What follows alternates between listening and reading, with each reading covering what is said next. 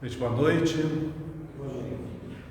Que nós tenhamos uma noite bem tranquila hoje, bem inspiradora, e que na presença de nossos abnegados irmãos espirituais nós possamos desenvolver um bom estudo, principalmente aquele que dulcifica o nosso coração, aquele que nos fortalece, aquele que nos revigora.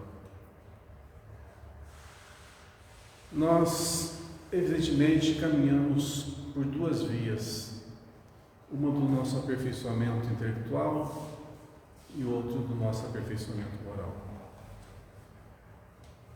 E ambos devem caminhar em conjunto, em paralelo. Mas sabemos que o que mais nos dá prazer é a superação dos nossos limites e a aquisição de nossos valores, melhorando a nossa compreensão a respeito da fraternidade, sentindo em nosso coração a chama do amor, da caridade, sentindo a nossa mudança em relação à paciência, à tolerância, à indulgência. E assim, dia a dia, vamos nos esforçando, vamos melhorando-nos em todos esses aspectos. Que hoje, mais uma vez, possamos nos superar, possamos dar um grande salto na nossa aquisição de valores e de conhecimentos e que possamos, posteriormente, compartilhar toda essa aquisição com os nossos irmãos. Que Deus nos abençoe, que Deus nos ilumine, hoje, agora e sempre. Que assim seja. Muito bem, gente. Hoje nós vamos, então, dar início ao capítulo 149 do livro Caminho, Verdade e Vida, cujo título chama-se Propriedade. O texto que nós vamos ver está em Mateus capítulo 19, versículo 22. E antes da gente começar a discorrer, deixa eu fazer a leitura desse trechinho, tá? E o mancebo, ouvindo essa palavra, retirou-se triste, porque possuía muitas propriedades. Está em Mateus 19, versículo 22. Ok? E o mancebo, ouvindo essa palavra, retirou-se triste, porque possuía muitas propriedades. Lembram-se, por acaso, desse texto do Evangelho?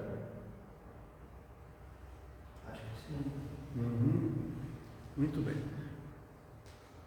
Aqui fala-se de propriedade. Então, vamos lá. O que é uma propriedade? É algo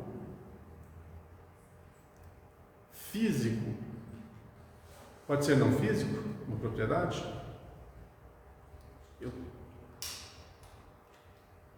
Eu acho que sim. Né? Físico e não físico, que a gente, porventura, acha que nos pertence. Então, é de nossa propriedade, é de nosso, está em nosso poder. Muito bem. Aqui no plano físico, tem muito disso? Tem. É legal? É. Desde que conseguido pelas vias, né, legais, honestas. Então vamos dividir essa propriedade em duas partes: a propriedade física e a propriedade não física. Vamos falar assim um exemplo bem bobinho. Uma casa. Tá. Lutei, trabalhei, perseverei, juntei dinheiro, paguei, comprei, construí e tenho uma casa que está, logicamente, em meu nome, em minha propriedade. Tá certo isso? Tá. Foi construído legalmente? Foi. É lícito tê-la? Sim. É uma construção, faz parte do plano físico. Tá, quando se encerra esse direito de propriedade? Quando eu vendo-a, ou passo para alguém, né? Ou quando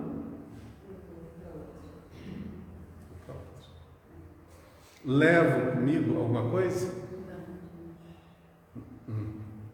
Nós estamos careca de saber disso, né? É uma coisa que não precisa nem falar. Tá, vamos à propriedade agora aqui. Vamos classificar essa propriedade como pessoas, tá? Eu tenho um filho, é meu filho.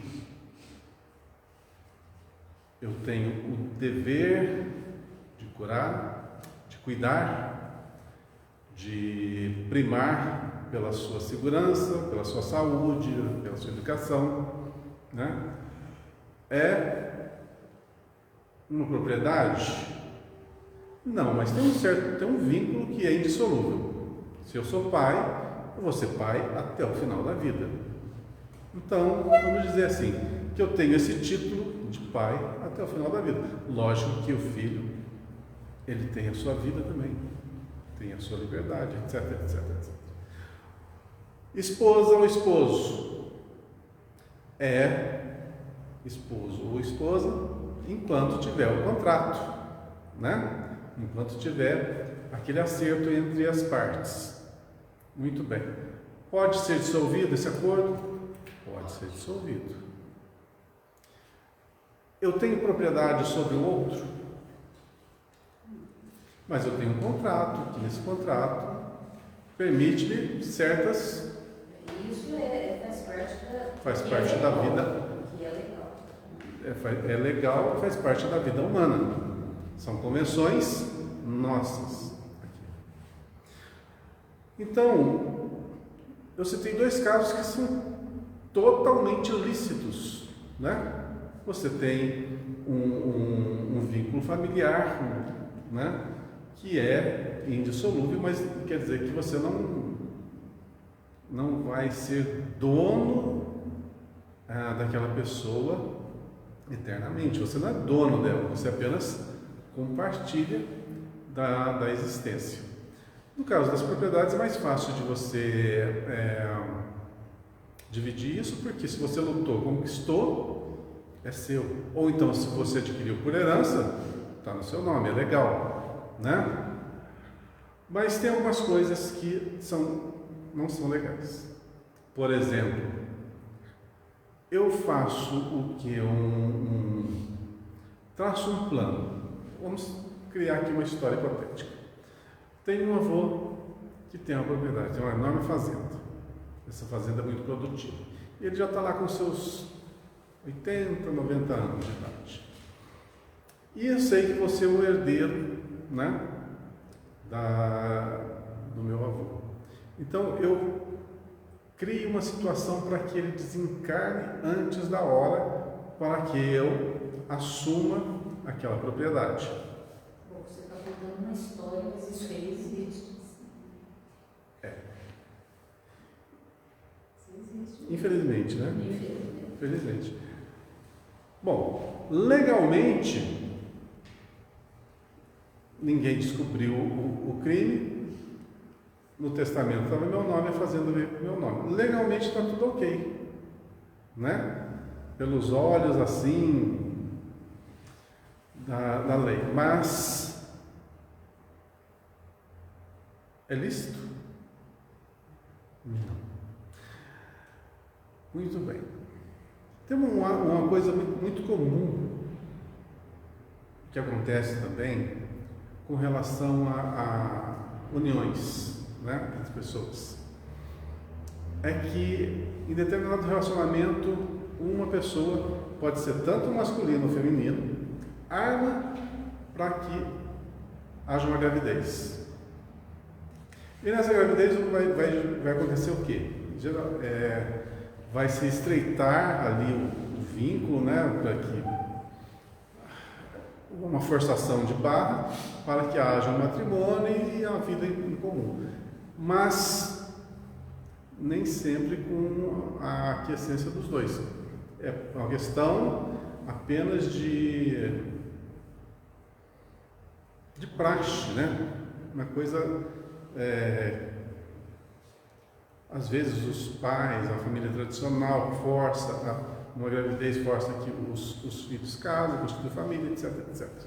Muito bem, há um matrimônio ali, onde houve uma certa armaçãozinha. É lícito?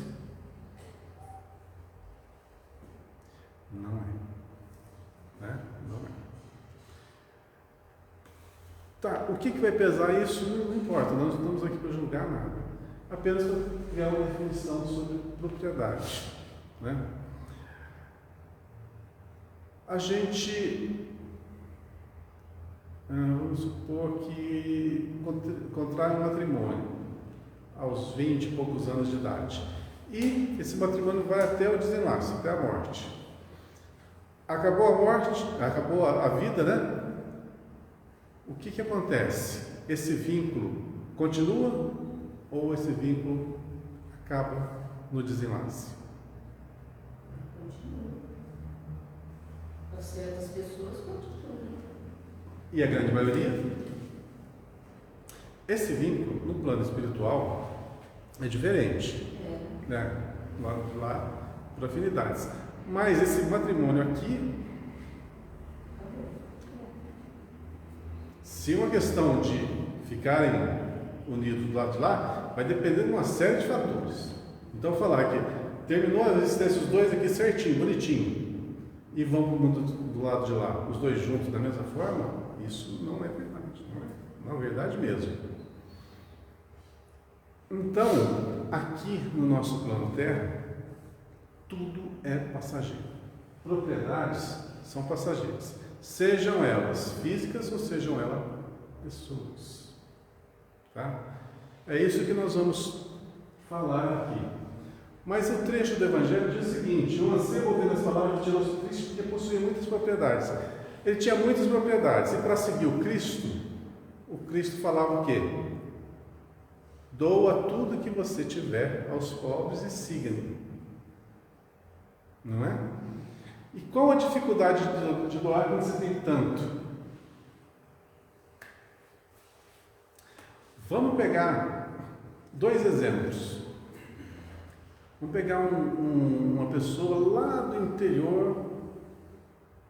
Eu sempre falo Nordeste, né? Eu sou meio preconceituoso, né? Vamos mudar um pouquinho do Nordeste, vamos para o Sudeste, né? Lá do sertão, lá do Sudeste. Ou pode ser aqui no sul de Minas mesmo, tem pessoas que passam dificuldades extremas. Pega um certo indivíduo numa região afastada, de extrema pobreza. Não tem nada. A casa é de pau a pique, caindo aos pedaços, o terreno é uma terra árida que não vale nada, etc, etc. Não tem nada.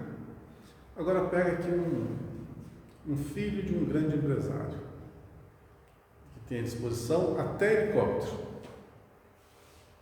para sua locomoção. Tem de tudo. Muito bem. Vamos pôr esses dois aqui agora. Faz de conta que os dois têm 18 anos de idade. Um muito pobre e outro muito rico. Um que não tem nada e outro que tem o mundo a seus pés. Aí faz de conta que eu sou o Cristo. Faz de conta. Aí eu falo assim, ó, larga tudo que você tem e siga-me. Esse que é pobre vai ter facilidade ou dificuldade? Vai largar o quê? Vai largar o quê? Não tem nada.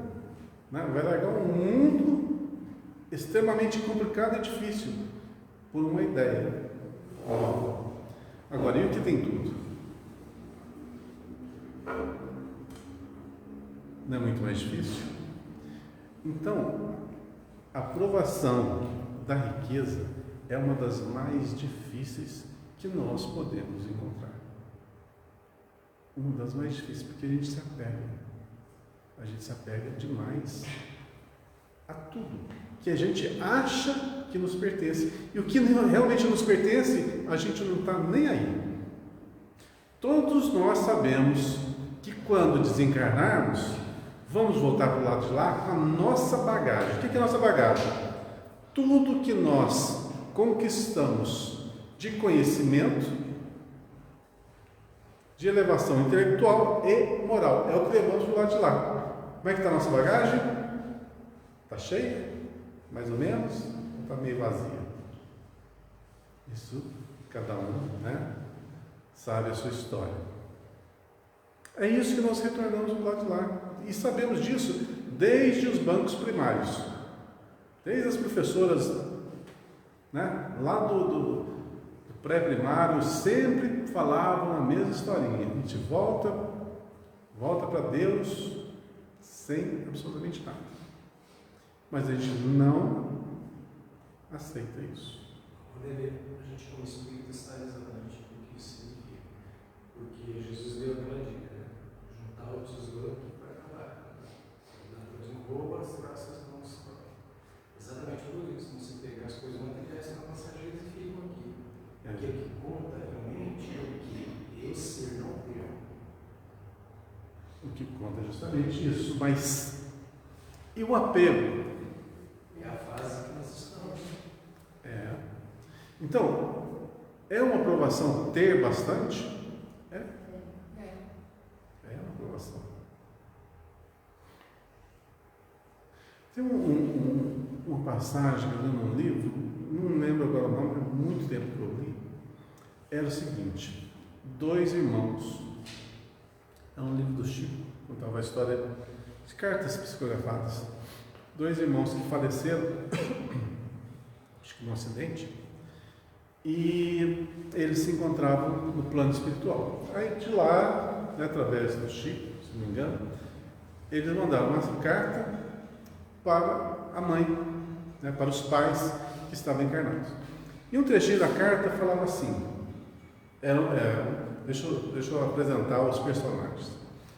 Um irmão era de estatura mediana, né, normal, e o outro tinha um corpo bem malhado, era bem fortão, era muito maior, né, tinha um corpo bem avantajado. E na carta eles descreviam o outro, né, o menor que estava ditando, escrevia assim, narrando sobre o lado de lá, tudo que está acontecendo, etc., o que aconteceu, e a adaptação que eles estavam tendo, né, ao novo plano.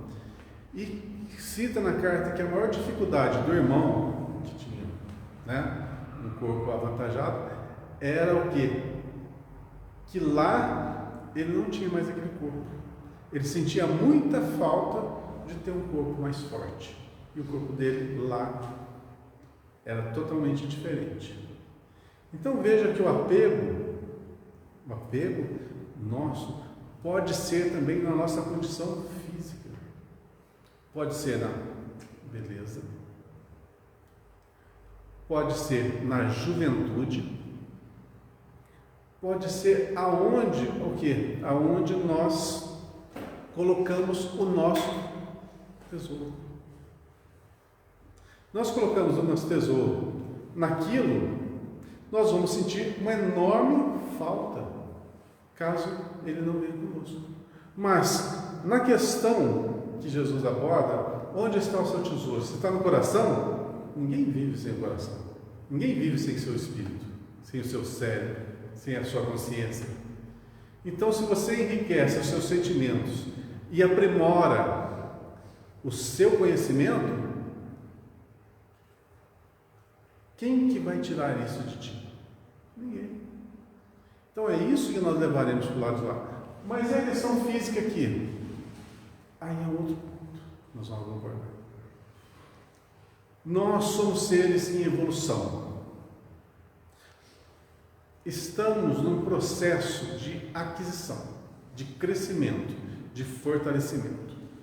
Nesse processo, eu vou assemelhar ele como se fosse uma academia de musculação. Você vai numa academia de musculação e você quer ter, por exemplo, as pernas mais fortes, o que você vai fazer?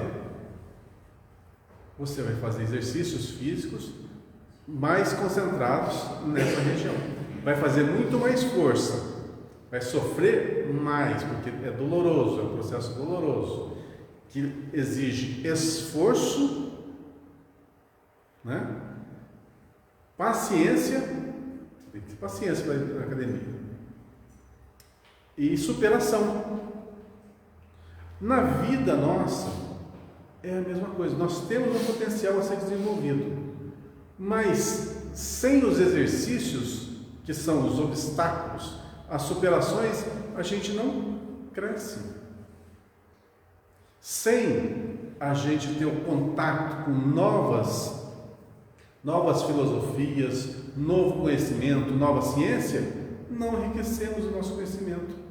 Se nós não temos situações em que temos que trabalhar nossa paciência, nossa tolerância, o nosso empenho, o nosso carinho, o nosso afeto, nossa dedicação, não vamos crescer na questão dos sentimentos.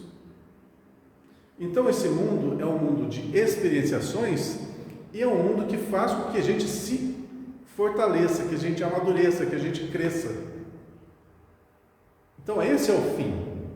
Só que nessa caminhada, nessa jornada, nós muito nos equivocamos porque pensamos que os aparelhos da academia são nossos e que a gente pode fazer deles o que bem entender. Não. Tem ali uma regra de utilização. Você vai na academia, você vai ficar lá 10 horas no mesmo aparelho, sentado fazendo exercício. Aquilo ali é seu. Outros têm o direito de utilizar. Na nossa vida, a gente não pode influenciar no que é também dos outros, porque os outros têm também o direito de experienciarem, de trabalharem, de evoluírem, de melhorarem. Então, os nossos direitos terminam aonde começa o direito do próximo. Nesse mundo, tudo é um mundo transitório. Isso aqui é um mundo transitório, passageiro, vai perecer. Isso aqui vai acabar um dia. Vai demorar milhões de anos? Vai, mas vai acabar. Nós não. Esse mundo, esse planeta que a gente conhece como Terra, pode desaparecer. Nós não desapareceremos. O Sol pode desaparecer. Nós não. Por quê? Tudo isso é matéria. E nós não somos matéria, somos espíritos. Temporariamente encarnados. Então, como tudo é passageiro, o que realmente vai ficar? A essência. E nós não trabalhamos a essência, nós perdemos o tempo na posse. É pura perda de tempo. Então eu tenho que ser totalmente desvinculado dos bens materiais? Negativo. Olha o equilíbrio aí, ó. Olha a vida testando-nos o equilíbrio. Porque se você é radical dessa forma, não vai pegar nada material, você está eximindo da oportunidade de experienciar, de evoluir. Então, tudo na medida certa. Temos que viver? Vamos viver. Temos que sentar nos bancos escolares? Vamos sentar. Temos que trabalhar? Temos que calejar nossas mãos? Vamos calejar. Temos que construir família? Se é do projeto, é do planejamento? Construamos família. Não vou me dedicar à construção de família, vou para o outro fim. É um planejamento, vai por esse fim. Mas aproveita as oportunidades que a vida concede para que a gente evolua. Mas não se perca o quê? Na prisão que muitas vezes criamos para nós mesmos, unindo-nos a afetos que são perecíveis.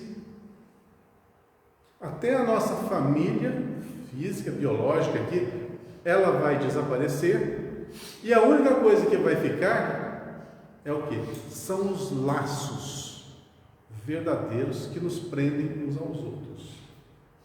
E muitas vezes não criamos e não temos esses laços com nossos pais, com os nossos filhos, com os nossos irmãos, com os nossos avós. Tudo isso é construção.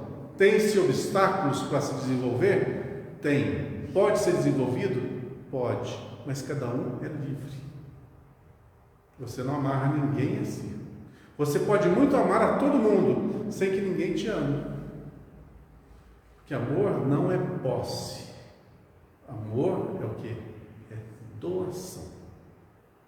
Amor é ser, não ter. Você ser, você se tornar, você ser fonte. Amor é o quê? É a força desse universo. Muitas vezes vulgarizada no que nós achamos de amor carnal. Não é nada disso que nós estamos falando. Estamos falando da lei maior que rege esse universo, que chama-se amor. Somos isso, mas não estamos ainda nesse nível. E o que faz com que nós nos lapidemos, nós nos aperfeiçoemos para chegar nessa condição é a experienciação.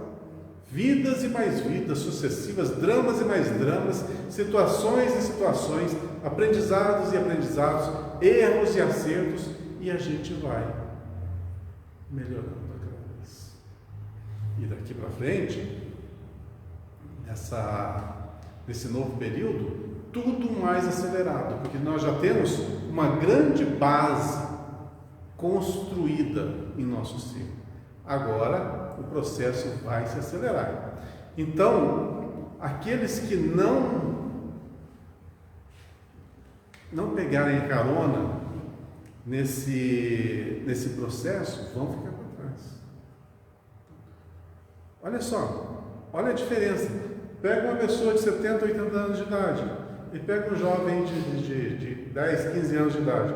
Olha a diferença da curva de aprendizado deles. Um está no processo mais lento, que é natural, é da onde ele teve a sua origem, naquela velocidade. Os de hoje, tudo rápido. Eu noto, por exemplo, por ter nascido nessa fase de transição, ter pego uma época em que tudo era mais devagar, e agora que é super acelerado. Então é tão acelerado que a gente, para dormir, para chegar o horário de dormir, a gente está com a adrenalina lá em cima ainda. A vida ficou muito rápida. E porque a gente não conseguiu adquirir ainda o ponto de equilíbrio. Então estamos sofrendo desse grande mal, né? De excesso de informação e escassez de sentimentos. A gente fica tão agitado nesse dia a dia que a gente esquece de exteriorizar as afeições. E isso é um problema, porque torna-nos infelizes. A gente está ficando um pouco mais assim carrancudo, justamente por dias muito estressantes, que exigem demais de nós, e nós vamos deixando um pouquinho de lado o nosso lado emocional. Então é preciso equacionar isso aí, equilibrar isso, para que a gente não venha ter problemas posteriores. Saber bem administrar isso aí. Mas, como o texto aqui ainda está falando de posse, né, vamos voltar à questão desapegar, mas saber utilizar. A questão é saber utilizar. Vamos pegar o exemplo do Divaldo Franco. Quando ele começou a sua obra lá na Mansão do Caminho, o que existia lá? Apenas um terreno abandonado que ninguém, não valia nada, né? Com força, determinação e vontade. Olha que é a Mansão do Caminho hoje. Atende mais de 3.000 pessoas, ou 5.000 pessoas por dia. Bastou a vontade de uma pessoa, um sonho. Logicamente atrelado a isso é o que eu estava falando antes de começar a nossa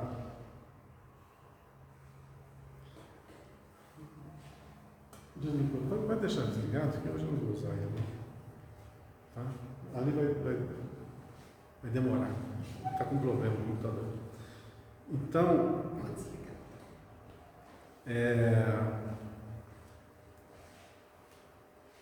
basta uma ideia, uma vontade, outros vão ali se unir a ela, dar corpo, e muitas vezes o processo inicial, a ideia inicial é tão modificada que fica totalmente diferente do que era aquela ideia inicial. Veja bem, o De Volta, quando começou, a ideia era ter o quê? Um local para crianças, né?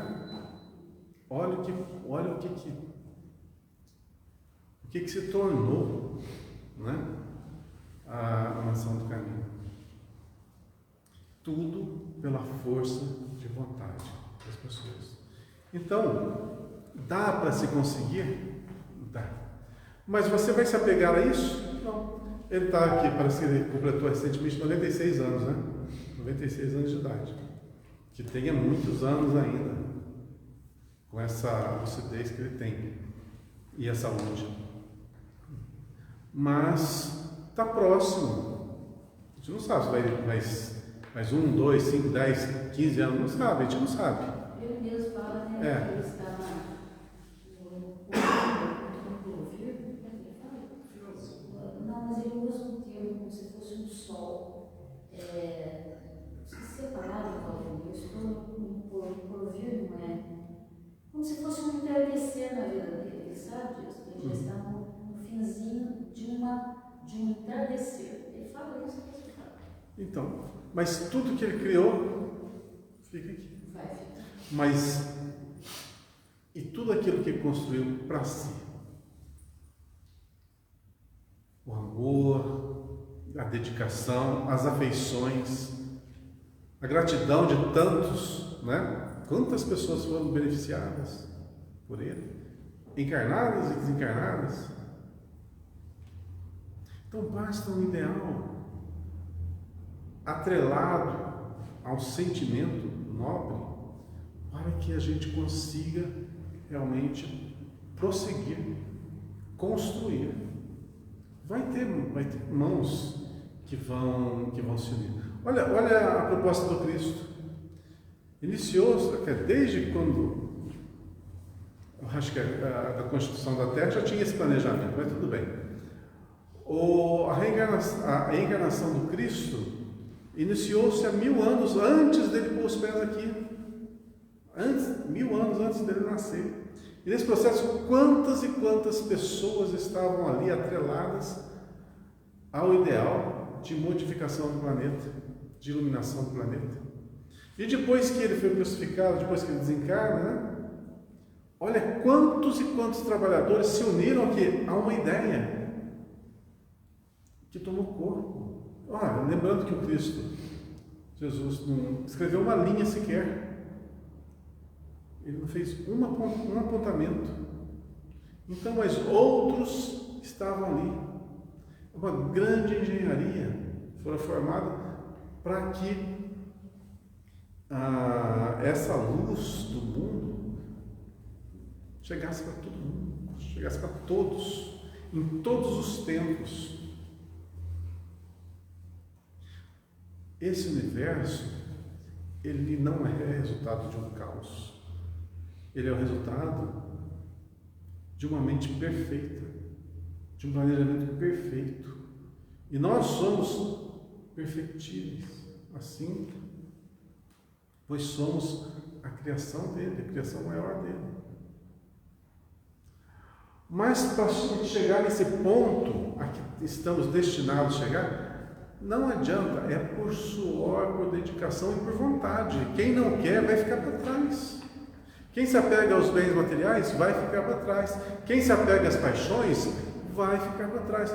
E nós aqui que achamos que estamos muito na frente, a gente pode ter perdido tanto tempo, mas tanto tempo, que os nossos verdadeiros afetos já estão em outro nível, muito mais avançado, e nós estamos aqui ainda aprendendo o beabá do cristianismo. Bom, já falei bastante sobre esse tema, né? Eu vou agora só ler, para complementar, a definição de Emmanuel, o texto de Emmanuel, se eu conseguir ler. É meio escuro aqui. E a vista não ajuda. Nossa. Quer que acenda a luz? Quero sim. Melhor um pouquinho. Está bem escuro aqui.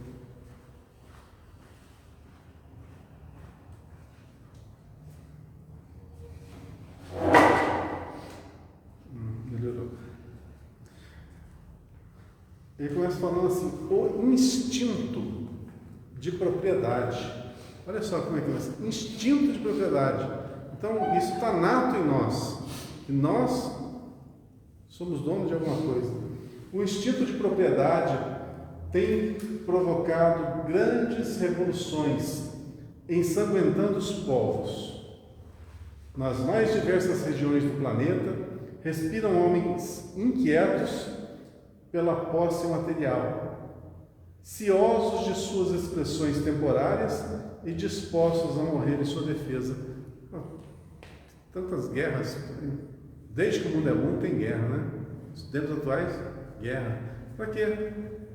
Posse, poder. Está na hora desse negócio acabar, né? Por que não acaba? Porque as pessoas não. Pensa bem, se a gente seguisse de verdade o Evangelho, a gente criaria inimizades? A gente seria fornecedor do conforto alheio, a gente sentir prazer em ajudar, prazer em servir. Infelizmente, as ações nossas ainda são mínimas nesse sentido. Isso demonstra que o homem ainda não aprendeu a possuir. Olha, não aprendemos a possuir. E olha que não somos donos de nada. Imagina se fôssemos. Com esta argumentação, não desejamos induzir a criatura a esquecer a formiga previdente, adotando por modelo a cigarra. Lembra da historinha da formiga cigarra, né? Descuidosa. Apenas convidamos a quem nos lê a examinar a precariedade das posses efêmeras. Tudo é passageiro. Tudo. O carrão que você compra hoje, né? Daqui a uns 10 anos, você vai chamar ele de lata velha. A casa, a mansão que você adquire, sem manutenção, né? E daqui a alguns anos já vai ser um casarão antigo, né? Tantos que estão aí ainda de pé, nossa, esse casarão antigo, na época que foram construídos, eram verdadeiros monumentos. Passageiro. Nem ruiu e já perdeu o valor. Ontem assisti um videozinho, um documentário do SBT falando sobre o Chico Xavier. E lá falava sobre a fazenda modelo, né? Como que era a fazenda modelo, como que funcionava aquilo lá. Lá tinha os melhores espécimes de animais que fazia inseminação artificial e vendia para outros fazendeiros para construírem uma raça melhor, etc. E os animais de lá eram condecorados, eram os melhores. Na reportagem, estava lá a fazenda toda abandonada. Onde era o escritório, tudo abandonado, tudo vazio. Estavam ainda mantendo, né, algo histórico, mas não tinha mais aquele valor que tinha no passado. Então, tudo passa. Veja as pirâmides do Egito, que é o monumento mais enigmático, monstruoso do que aquilo lá. Nos dias de hoje, para nós é um monte de pedra sobre pedra. É fantástico? É fantástico. Isso é verdade, mas para que serve? E eu até hoje não sei. E alguns, a gente sabe que eram túmulos, né? Eram apenas túmulos.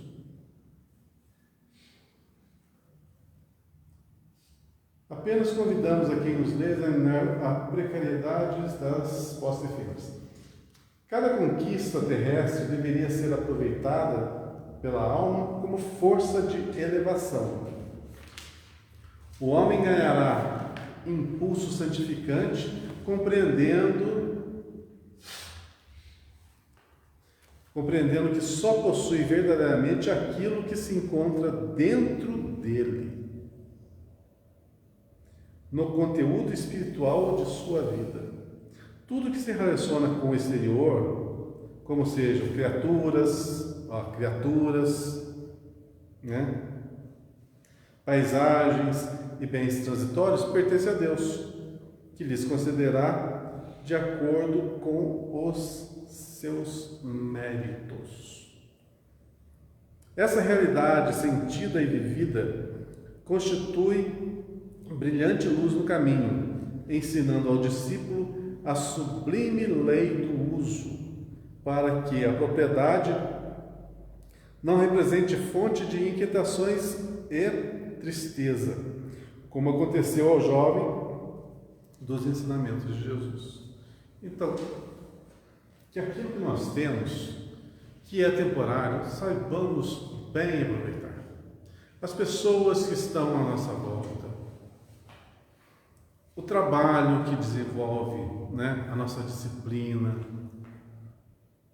a nossa força, a nossa vontade, que dá-nos o sustento, que dá-nos condição de sonhar e materializar nosso sonho. Nós trabalhamos, adquirimos e com o que conquistamos, criamos. Então, saibamos utilizar cada coisa, mas não ser escravo das coisas. Tem gente que trabalha a vida inteira, trabalha, guarda dinheiro, quando morre, deixa tudo para os netos, para os filhos, e não aproveita nada. Tá, teve seus valores, teve suas visões, a gente sabe que sim, mas perde-se muito tempo de ter feito muito melhor. Quem somos nós para dizer, né, o roteiro de cada um? Mas prender-se a bens e pessoas, sem falar nomes, mas citando um caso verídico e próximo. Tem um caso conhecido de uma pessoa que separou-se do marido, mas não aceita a separação. Até hoje persegue e idealiza a sua vida em conjunto com este, que já está em outra vida, não está nem aí para ela, e que ela ainda fantasia a sua existência, a sua felicidade junto a essa pessoa. A gente pensa que não existe casos assim tão, doentios, mas é tão comum. Existem tantas pessoas enfermas nos sentimentos, pessoas que se equivocam naquilo que lhes falta. E exteriorizam isso em pessoas. Nesse caso, era o marido, mas podia ser qualquer outra pessoa. E pensa bem, isso é um grave problema. Por quê? Na realidade, ela passa a ser uma obsessora encarnada de uma pessoa ainda encarnada também. Porque os seus pensamentos, nosso pensamento é fonte criadora. Ela pensa, ela quer, ela movimenta as suas energias para esse fim. O outro, onde estiver, vai estar sendo bombardeado. E quando houver a separação física, né, o desencarne, vai continuar. Mesmo que um fique aqui no plano físico e outro no plano espiritual, vai haver a obsessão. Mesmo que ambos vão para o plano espiritual, assim como tinha obsessão de encarnado para encarnado, vai continuar a obsessão de desencarnado para desencarnado. Olha só, tudo por quê? Apego excessivo, falta do que também de amor próprio. Eu não me imagino feliz na ausência de pessoa X, seja ela quem for. Você tem um caso aqui que é marido e mulher, mas pode ser mãe e filho, pode ser qualquer afeto, qualquer laço, desde que não seja assim equilibrado, pode criar um desajuste terrível. E como tudo é passageiro, pessoas são livres. Pessoas são livres. Ninguém é atrelado a ninguém. Ninguém é obrigado a trilhar um caminho porque o outro quer que você trilhe esse caminho. Ninguém é obrigado. O que pode acontecer é o seguinte, nós estamos naquela direção, vamos daqui até ali juntos? É isso que é a vida física. Então é um período de tempo que você, em comum, em conjunto, aliás, com uma pessoa ou um grupamento de pessoas, percorre um determinado espaço na sua vida espiritual, como desencarnado, como encarnado. Então os vínculos que vão ficar são aqueles que vocês estreitaram nessa caminhada, mas não é porque eu estou aqui que o indivíduo A, o indivíduo B, o indivíduo C tem que estar aqui do meu lado para a gente seguir junto. Então, quando nós falamos assim, ninguém é propriedade de ninguém, e não é mesmo. Estamos juntos na caminhada. Se conseguirmos estar unidos no mesmo ideal, na mesma vibração, na mesma balada, tudo certinho, caminhamos junto. Se um quer ir para o outro lado, não há o que fazer. Eu adoro música, vou levar minhas reencarnações todas estudando música, sendo músico, compondo, criando, cantando, fazendo shows, etc. Quero todas as minhas encarnações nesse sentido. E a pessoa que vai acompanhar comigo tem que ir também nesse sentido. Aí ela fala assim, não, eu quero ir estudar física. Tem nada a ver, né? Música com física. Quero ir por esse caminho. Não, eu vou estudar em tal lugar para fazer isso, ou por essa posição em tal país, em tal local, que é totalmente diferente. As ideias, você vai caminhando um determinado espaço de tempo. O que vai realmente permanecer? Não importa para que lado você vá. As afinidades vão nos unir, mas não os corpos. Vamos estar sempre respeitando-nos, amando-nos e torcendo um pelos outros, independente da condição que ele esteja. Nós não podemos querer que todos os nossos afetos caminhem pelo mesmo caminho. Isso nunca vai acontecer. Tanto é que a gente pensa assim, quem são os nossos afetos? Você pode contar no dedo aqui, meu pai, minha mãe, meu irmão, minha irmã, meu tio, minha tia, meu avô, minha avó, meus amigos, 1, 2, 3, e mais o indivíduo X. São meus afetos. Engano. No plano espiritual tem um monte que estão trabalhando por nós aqui, torcendo por nós aqui, pelo nosso avanço. Muitos e muitos. E nós os conhecemos. O que nos liga? Os vínculos criados em eras pretéritas, os verdadeiros vínculos. Então, podemos estar muito bem acompanhados, sozinhos, e muito sozinhos, pensando que estamos acompanhados. Então é muito fácil de se perder. Propriedade? Não. Ninguém é propriedade de ninguém. Mas o que nos vincula uns aos outros, não adianta, é a força maior do universo. Qual que é? Amor. É isso que une. O resto, fora disso, não. Quer uma prova viva? O homem que nós conhecemos que mais amou nessas últimas passagens foi o Chico Xavier. Ele amava realmente as pessoas. Olha quantos vínculos que ele construiu. Citar um outro, que na literatura a gente pôde ler, Bezerra de Menezes. Olha quantas pessoas que ele ajudou. E quando ele retornou para o plano espiritual, o que aconteceu? Todos foram recebê-lo, né? Olha quantos vínculos que ele nem lembrava. Vínculos que foram construídos por quê? Dedicação, amor, desinteresse, mas respeito.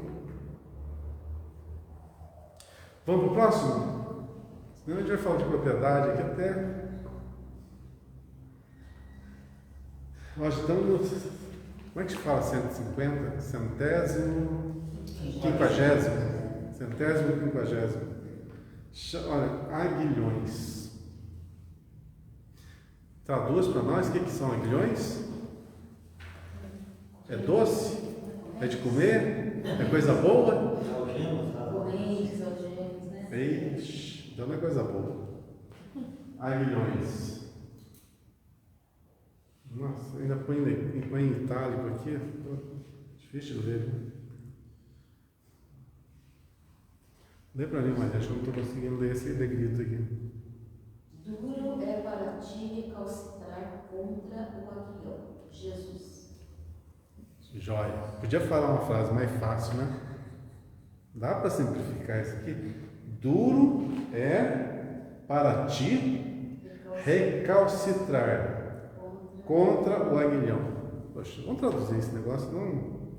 Duro tá fácil, né? É para ti, tudo bem. Recalcitrar. O que é recalcitrar?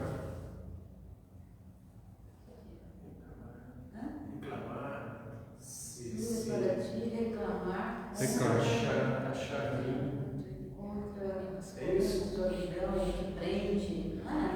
Tá, então vamos traduzir. Difícil é para, no caso está falando de nós, né? Difícil é para nós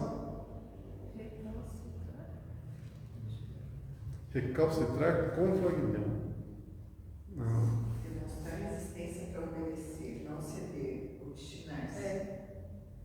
Não sei. Então, difícil é para ti. Como é que é? Resistência para Resistência. Obedecer, né?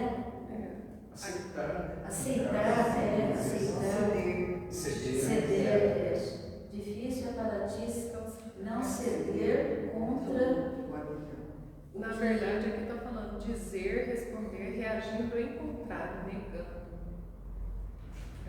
Tem dois, né? Tem o direto Prende, né? É o que prende. e aguilhão fala que é bico. Antes seria no sentido de romper. Ponta afiada da aguilhada, bico. Recalcitrar contra Reagindo em contrário, negando. Recalcitrar contra o aguilhão. Recalcitrar. Negando. Contra. É uma expressão provavelmente muito vulgar. Difícil é para ti. Ó, na verdade, aqui está falando que tem um significado de aguilhão na Bíblia. Fala assim, ó. É uma expressão proverbial muito vulgar em grego e latim, para mostrar que é vã a resistência quando o poder é grande. recalcitrar o aguilhão. Mas eu ainda acho que esse aguilhão aqui é de algema, né? Algema é de vender, é difícil da gente aqui se não soltar, entendeu? Eu acho que é por aí. Então eu vou fazer o Pode ser algo seguinte. que te incomoda. Como nós estamos em dúvida, No sentido de algema seria grilhões, né? No Google está assim, na citação dessa, você é uma expressão proverbial muito vulgar em grego e latim, para mostrar que é vã a resistência quando o poder é grande. Em cima dessa frase. eu vou pedir para o Emmanuel dar uma esclarecida mais. Eu acho que ele está mais. Não ir contra. Ele está mais bem preparado para responder. Recalcitrar é não ir contra, não oferecer resistência. Cada hora é uma coisa aqui. Não, difícil para, Não ir nós. contra. É não aceitar resistência. No caso é não reclamar, né? Não reclamar. Faz sentido. Contra E contra o poder. e o erro. Na verdade fala assim, significado de aguilhão, substantivo masculino, ponta de ferro que fixada na extremidade de um bastão é usada para picar bois. Coisa mais Está complicado. Vamos para o Emmanuel mesmo, vamos para o Emmanuel. Vamos lá. Aqui é usado para incentivar os animais a andarem quando puxavam o arado ou a debulhadeira. Então aguilhão deve ser alguma coisa que Bate. que bate. Exato. Vamos pro Emmanuel. Podia simplificar. Não, aliás, essa tarefa, né? Você vai ler o Evangelho, lá você está lendo o Evangelho, daí você vai ler lá. Deve ser Dura é para aquele ti, chicote, né, que tinha ferro na ponta. Deve ser dura é para ti ferro. recalcitrar contra o aguilhão. Né? Você lê isso no Evangelho e você vai entender legal, né? Aqui nós estamos com dificuldade com o Google na mão, né? Dicionário na mão está com dificuldade. Imagina lendo o Evangelho. Imagina você faz uma leitura rápida, o que você vai pegar disso? Pega. Aqui ainda colocou assim, só um adendo, aguilhão na passagem bíblica representa os obstáculos na vida oferecidos por Deus para que possamos evoluir. O aguilhão. Não ir contra, não oferecer resistência. O meu tic-tac já não está funcionando, mas eu vou no meu mano aqui. É mais fácil. O caminho evolutivo está sempre repleto de aguilhões. De outro modo, não enxergaríamos a porta redentora. Olha, essa afirmação aqui é bem grave. Vou ler de novo. O caminho evolutivo da nossa vida, seja aqui no plano físico, seja no plano espiritual, caminho evolutivo, está sempre repleto de aguilhões, ou seja, de Farpas. algo que nos cutuca, algo que nos impulsiona e que nos fere. De outro modo, se não fosse na chibata, não enxergaríamos a porta redentora. Então, por aqui dá para a gente tomar como base que ainda a dor nesse nosso mundo é necessária. Porque se não fosse, a gente estacionava. O nosso processo evolutivo seria lento. Vou fazer um paralelo aqui. Sabe por que nós reencarnamos? Porque aqui nós temos grandes dificuldades e lá não temos essas dificuldades. O mundo espiritual é sutil e plasmável. Se você sabe bem usar a sua inteligência, você tem tudo. Mas aqui, com a mente você não plasma, mas com o suor e com a determinação, com a criatividade e com o empenho, você constrói. Mas isso exige o quê? Força, dedicação, vontade. Do lado de lá, você faz a mesma coisa? Faz, mas com menos esforço. Isso quer dizer o quê? Que no plano espiritual, a evolução se daria num processo muito mais lento. Então, nós estamos no plano físico, o processo evolutivo aqui, pelas dificuldades, é muito mais acelerado que do lado de lá. Por isso é necessário essa vida aqui de obstáculos, de aguilhões para nos fazer andar. Porque se não tivesse a dor, imagina, você nasce num paraíso, tudo perfeito, tudo belo, economia, você tem de tudo para comer, para beber, o clima temperado, perfeito, pessoas as mais cultas, inteligentes, sábias, bondosas, justas possíveis. E você, o que você vai aprender? O que você vai melhorar? Você tem tudo. Você vai se empenhar? Ah, tem pessoas mais sábias que eu, mas eu preciso ser sábio? Não, eu tenho tudo. É que nem aqueles pais que são super protetores, né?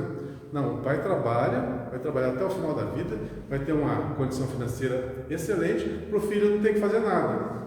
E pensa assim, eu estou protegendo meu filho. Tá certo? Não tá. Cria-se o quê? O maior problema que nós estamos tendo na atualidade. Crianças problemáticas, dependentes, que não sabem lidar com frustração, com perdas, com derrotas.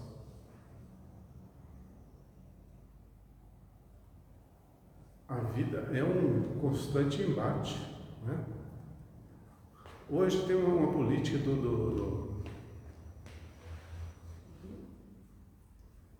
totalmente correto, né?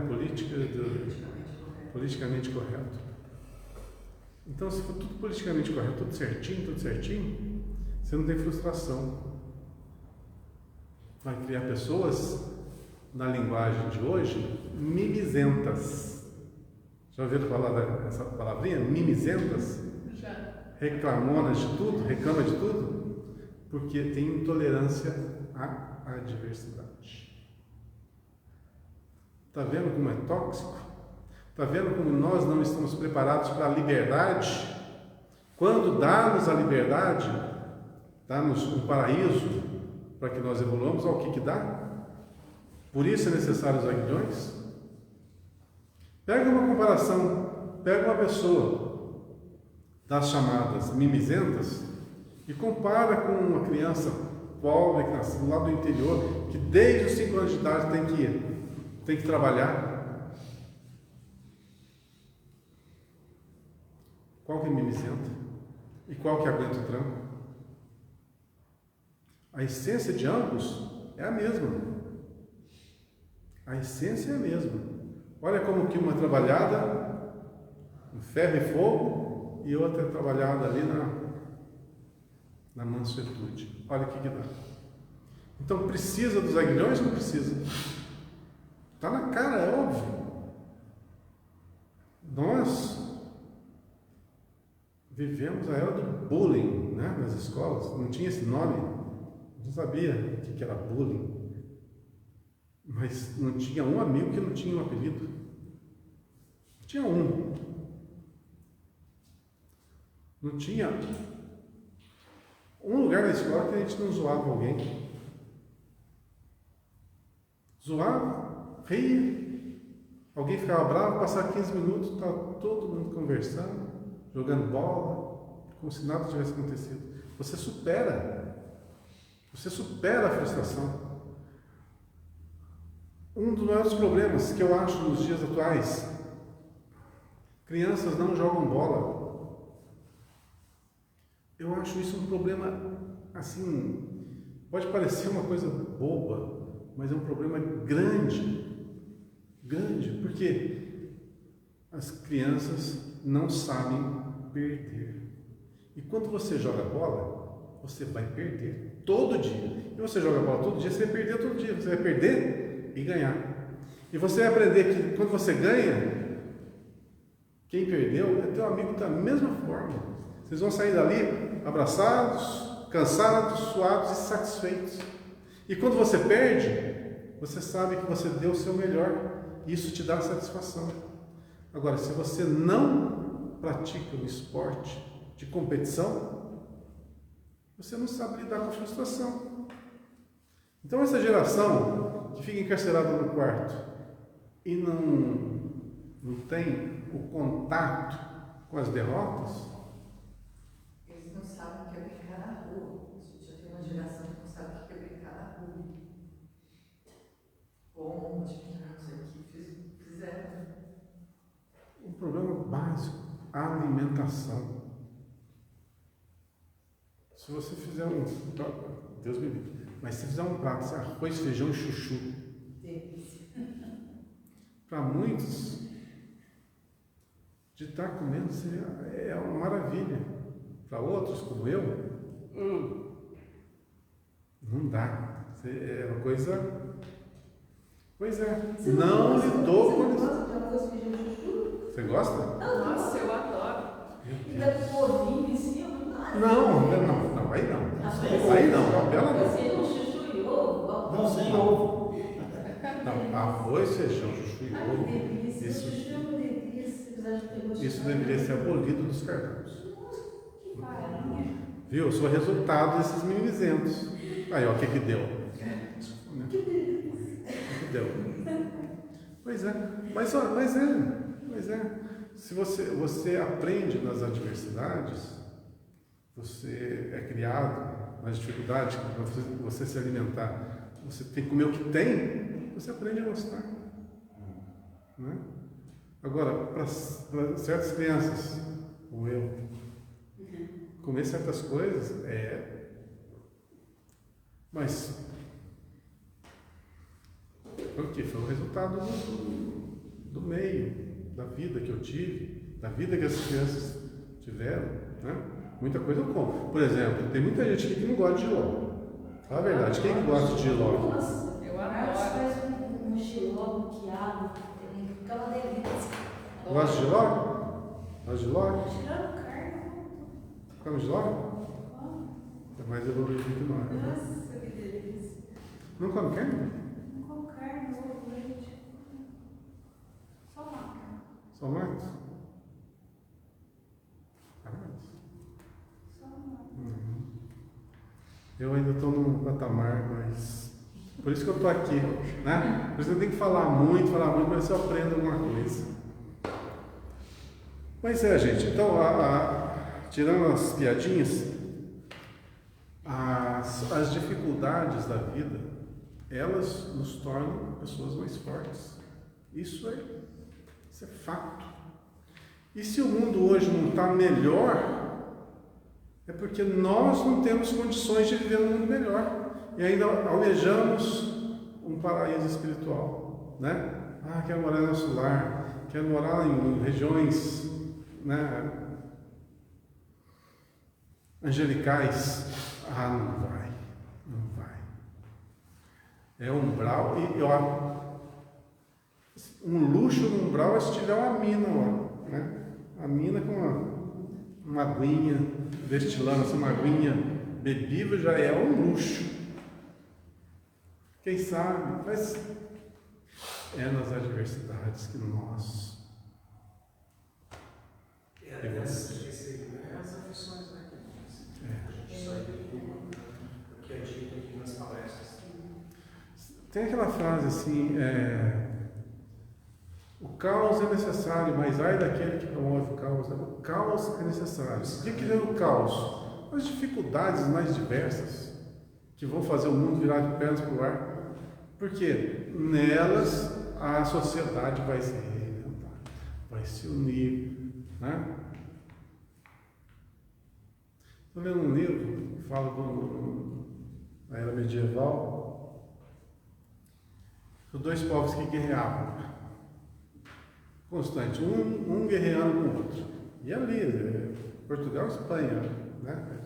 Tinha outro nome na época. E guerras constantes, um querendo o terreno do outro. Aí o que aconteceu? Teve as cruzadas, né? Só mexer com os mouros lá, E a reação, os mouros vieram invadir o país deles, de ambos. O que aconteceu? Cessou a guerra entre eles, uniram-se para combater os mouros. Vejam, nas adversidades, o que aconteceu? Findou-se uma animosidade entre dois povos, se uniram para defender daqueles que estavam invadindo. Se bem que essa história das cruzadas aí é pano para manga. Se for por esse caminho eu vou longe. Já que eu falei das cruzadas, quem que são os culpados das cruzadas? Quem são os culpados? Por que aconteceram as cruzadas? Ganância. Ganância. Propriedade. Posse. Aquisição. Nessa época, todo mundo queria o quê? Pilhar, né? Tomar que do outro. Qual que era a desculpa? Proteger o túmulo de Jesus. Para isso, invadiu-se lá o território dos mouros, saquearam tudo, roubaram tudo. O que aconteceu? Eles, em contrapartida, de se defender, se vingaram. E aí vem as famosas cruzadas, essa guerra que demorou sei lá quanto tempo. Mas por quê? Sentimento de propriedade. Quer ter e não ser. Olha o que aconteceu? Está aí. Até os dias atuais, temos dificuldades extremas de divulgação do cristianismo. Por quê? Por quê? Por causa dos inimigos gratuitos que nós criamos no passado. Deixa eu lembrar o livro. Não lembro o livro. Sei que tem uma história que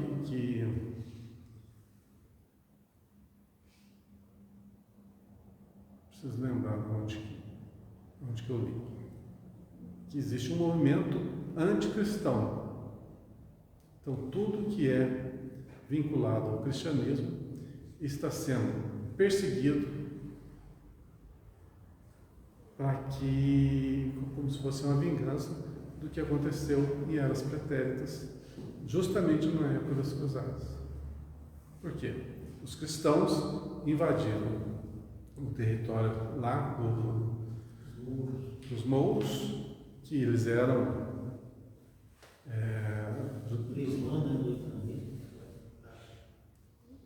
judaísmo? Não sei qual é. Islamismo? Muçulmanos. Então, o que aconteceu?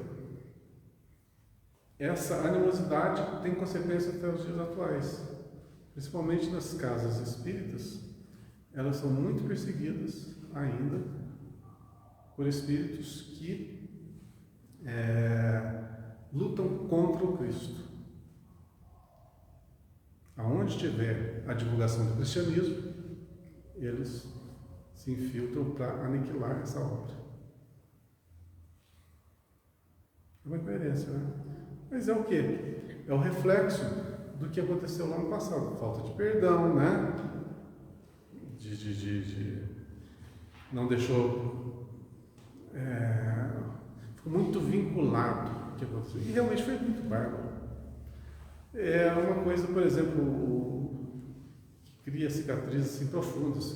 E recentemente teve aí o Holocausto, né? O Holocausto que criou cicatrizes profundas. E vínculos de ódio foram sedentados ali, né? Que vai ser necessário séculos e séculos de reparação. Não faz o que? Faz o que? Uns 80 anos, mais ou menos? O Holocausto é muito recente. Aquele livro que você falou para a gente, do Sublime Peregrino, eu estou lendo ele de novo. Aliás, eu comecei a reparar no roteiro. Eu estou numa parte lá que, de fonte, segundo ele, né, da espiritualidade, o Hitler ele é a reencarnação do rei mais ou Então, esse menos. Davi era um sanguinário. Elias via de fato, e tinha gente nos fóruns lá para queimar, cortar, era barbaridade mesmo. O exército dele que cometia toda essa barbaridade, quando ele reencarnou como Hitler, foram 6 milhões de judeus que morreram. Eles Lembrei da parte. Interessante, né? Como a lei funciona, né? Não adianta, o que a gente cria, a nossa dívida que é pagar somos nós. 1945, aliás, 1945, 40, 39, 45. Justamente. E quanto tempo atrás, né? Quando viveu a corrida, eu não sei, não me lembro. Não lembro também. Foi centenas de anos antes disso. Foi. E não teve só esse sanguinário, todos eram sanguinários, todos os povos tinham os seus sanguinários, né? Aliás, esse mundo que nós vivemos, que a gente acha um paraíso, é uma prisão, né? Só tem aqui presidiário, só tem bandido aqui. Só mais um comentário rápido. O Gengis Khan sempre foi também um sanguinário danado, né? O máximo da barbaridade. A Joana de Ângeles estava fazendo, mentora do Divaldo Franco, estava fazendo uma excursão lá no Rio de Janeiro, tinha um monte de gente drogada lá debaixo no viaduto lá. Um monte de gente mesmo. Ficou aqui, são parques das fileiras do Gengis Khan. Eles reencarnaram por oportunidades, sabe que eles estão dando oportunidade para a dimensão. O que eles vão fazer? Eles não se adaptaram e caíram nas drogas. Então, o mecanismo aqui é só se analisar isso. É muito. Isso aí, como já citou o Valdemir, né, as reencarnações são em lados opostos, né, justamente para fazer esse intercâmbio para você aprender com as outras culturas, né? Para não ter esse enraizamento tão profundo, né? Você nasce num lugar, depois nasce outro, então suas raízes. Uma condição adversa que vai ser forçada a se reequilibrar. Exatamente. E aqueles que não vão se adequar, não adianta, não vão viver aqui, não tem como. São esses aí, fazem parte dessa turma que não vai continuar aqui. Porque não tem como. E olha, como que tem gente, né, que não se adapta. Que você ouve a pessoa abrir a boca e se expressar, você fala, nossa, da onde que surgiu isso? Né? Sem preconceito algum. Né? Tudo uma realidade. Pessoas que abrem a boca e não sabem nem falar. Não sabem nem usar as palavras, nem concatenar os pensamentos. Nem ter uma lógica, uma razão naquilo que estão falando. Olha, é muita gente assim. É muita gente.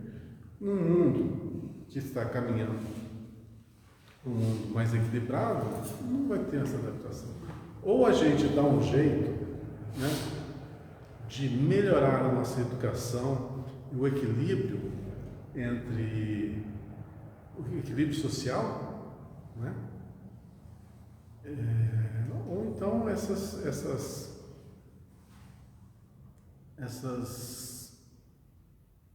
dificuldades vão fazer que pessoas se mantenham em níveis muito atrasados. Muito atrasados. Bom, aí nós vamos entrar na questão política, social, não nos compete, né? Deixa eu só prosseguir aqui, que tem só 10 minutinhos para terminar. Falar em terminar, eu já comecei a ler isso aqui, ó. Acho que foi o primeiro parágrafo, né? Entrega-se Deus. Nossa, estou aqui ainda? Terceiro parágrafo. Por conta dos aguilhões, a gente. Então vamos lá. Entrega-se Deus aos filhos da criação inteira, reparte com todos os tesouros de seu amor infinito, estimula-os a se elevarem através de 1000 modos diferentes. Entretanto, existem círculos numerosos como a Terra, em que as criaturas não se apercebem dessas realidades gloriosas e paralisam a marcha. Paralisam a marcha. dormindo no leito da ilusão. Agora, faz um link com a questão da propriedade. Você põe ali todas as suas fichas, toda a sua ilusão, todo o seu mundo perfeito naquilo que vai desmoronar. O que vai acontecer? Vai desmoronar. E o desmoronamento é necessário para que a pessoa saia da ilusão. A desilusão é necessária. A desilusão é dolorosa?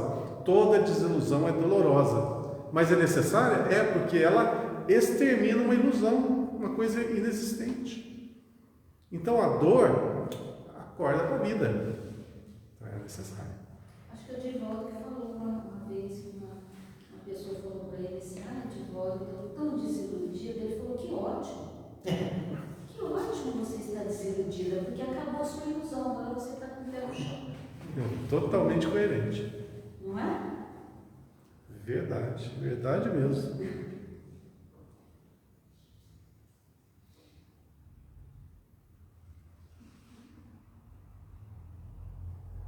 Deixa eu só eu quero ler de novo esse pedacinho. Existem círculos numerosos como a Terra, em que as criaturas não se apercebem dessas realidades gloriosas e paralisam a marcha dormindo no leito da ilusão. É bonito isso aqui. A primeira palestra que eu assisti, a primeira palestra espírita presencial, por coincidência, sabe qual era o tema? O tema era assim: a dor. Foi 1 hora e tanto de explicação, de explanação, falando sobre a dor. Primeira palestra que eu assisti. E na hora que eu cheguei lá, eu nem sabia o tema, né? A dor. Nossa, o que tem a ver com o Espiritismo? Falar sobre dor? Tudo a ver. Hoje, eu sei que é o básico, é o aguilhão que faz com que a gente marche.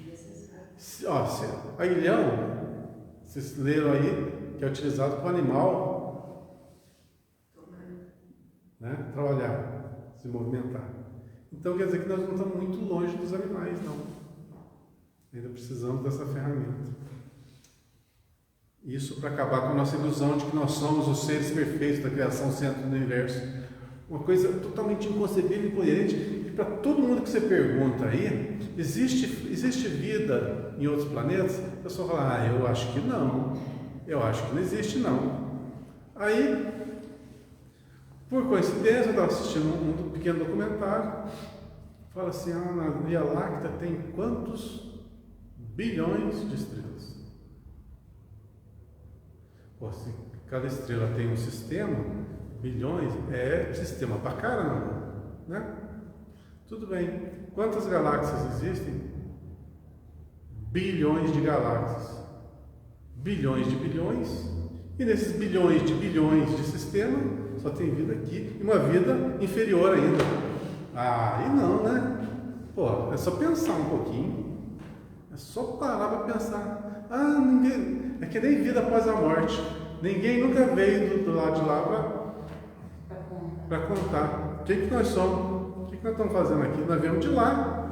Imaginar que da própria terra a gente consegue tirar todo o nosso alimento, né? Todo o alimento necessário. Então, para que existe o restante? Se a gente não consegue nem acessar, então para que existe? Então, se fosse verdade isso, tem um nome. Quando a gente vai no supermercado e a gente compra muita coisa que a gente não precisa, tem um nome isso, não tem? Consumismo? Compulsão por compra? Então Deus é um ser que tem compulsão por criar, né? Eu criei a Terra, gostei do negócio, vou criar outros mundos, mas não vou para gente não, né? Vou criar só para criar. Aí vai sistemas e mais sistemas perfeitíssimos, mas só tem vida aqui. E pior, uma vida de apenas alguns anos. E totalmente injusta, porque uns têm muito, outros têm pouco, uns são bonitos, outros são feios, outros têm saúde, outros não têm saúde. Esculachou aqui, né? Não, esculachou. Agora eu vou fazer em outro lugar, eu vou tentar ver se eu faço melhor. Mas por enquanto não pus vida, não. Não faz sentido. Nós não somos animais mais irracionais. Né? Nós não vamos questionar os outros, não, porque nós já fomos muito burrinhos também. Né? Se nós estamos hoje criticando a falta de visão, é porque nós fomos muito sérios também no passado. Então, não vamos jogar pedra para cima e cair na nossa cabeça. Mas é gostoso falar isso. Vamos lá. Perante tal inércia, os mensageiros da providência, aos quais se confiou a tarefa de iluminação dos que estacionam na sombra, promovem recursos para que se verifique o despertar. Perante tal inércia, os mensageiros da providência, quer dizer, os trabalhadores superiores, que nos regem aqui, dos quais se confiou essa tarefa de iluminação, dos que estacionam na sombra, somos nós mesmos, promovem recursos para que se verifique o despertar. Esse recurso é o aguilhão. Eles estão bem primitivos também, Estão usando. Eles podiam evoluir um pouquinho mais, melhorar o processo. Brincadeirinha.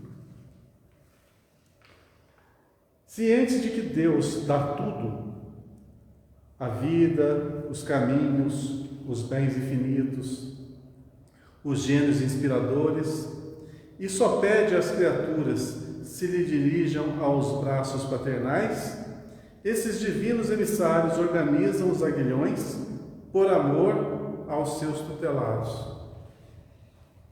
Parece uma incoerência, né? Eu vou te dar uns tapas, mas é por amor. Tirando a brincadeira de lado, é porque é necessário que se cutuque para que se ande. Então, aqui, olha, quando a gente fala assim, os mensageiros espirituais, nossos mentores, a gente pode classificar eles mais ou menos assim, como indivíduos adultos e nós como crianças. Crianças não sabem o que fazem, não sabem para onde estão indo, não sabem os perigos das coisas. Os adultos sabem de tudo. Se você for por esse caminho, vai acontecer isso. Se você fizer isso, vai acontecer aquilo. Nós não sabemos e experienciamos. E muitas vezes somos tão teimosos que a gente quer, porque quer, que eles deixam. Para que a gente aprenda com os nossos erros. Terminando. Nesse programa, criou Jesus os mais nobres incitamentos para a esfera terrestre, a riqueza e a pobreza, a fealdade e a formosura, o sofrimento e a luta, são aguilhões ou oportunidades instituídos pelo Cristo a benefício dos homens. Então está reiterando mais uma vez que a dificuldade, os aguilhões, as dores foram feitas no nosso benefício. Por isso, da palestrinha lá que eu assisti a primeira, a dor, frisava muito disso, a necessidade que nós temos dela ainda, senão não caminharíamos. Tudo que nos incomoda faz com que a gente se movimente para exterminar o incômodo. Isso promove o movimento e promove que nós desenvolvamos o nosso intelecto, nosso pensamento, nossa inteligência para criar mecanismos para nos livrar da dor e dar-nos o conforto. Cada existência e cada pessoa tem a sua dificuldade particular, simbolizando o ensejo bendito. Analisa a tua vida, situa teus aguilhões e não te voltes contra eles. Não recalcitres contra os aguilhões. Não maldiga aquilo que lhe acontece. Não se revolte, porque tudo tem um objetivo maior. Se o espírito da grandeza de Paulo de Tarso não podia recalcitrar, imagina o que se pedirá de nosso esforço.